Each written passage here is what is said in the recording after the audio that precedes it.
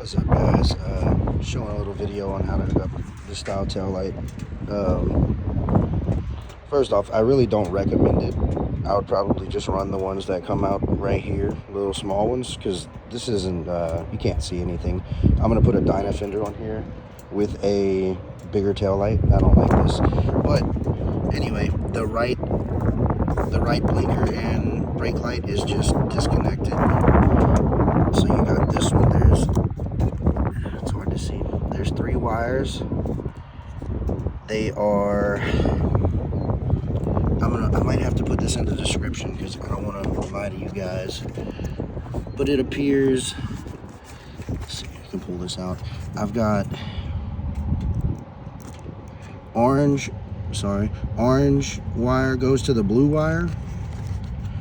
Red wire goes to the blue and purple wire. And then black wire, of course, goes to the one in the black wire.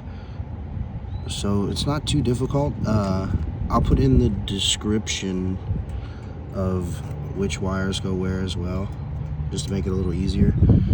You do need this, I think it's called a dual pass or something like that.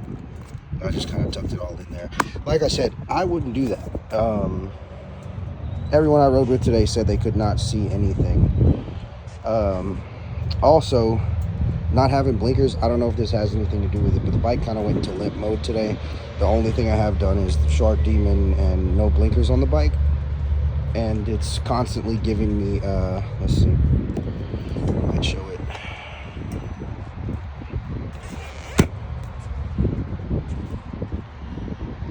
So this light stays on, this light stays on, and then earlier sport mode just turned into something like this, and it was like it had this and then mode under it, like it was in limp mode. Had to shut the bike all the way off. I just had this switch replaced and it's already not wanting to turn on and off. So not having the greatest time so far, but it's gonna get dialed. Still waiting on front suspension. I'm gonna have to send the backs back because these are 14, not 15. It's missing some type of extension, but they're gonna make that right.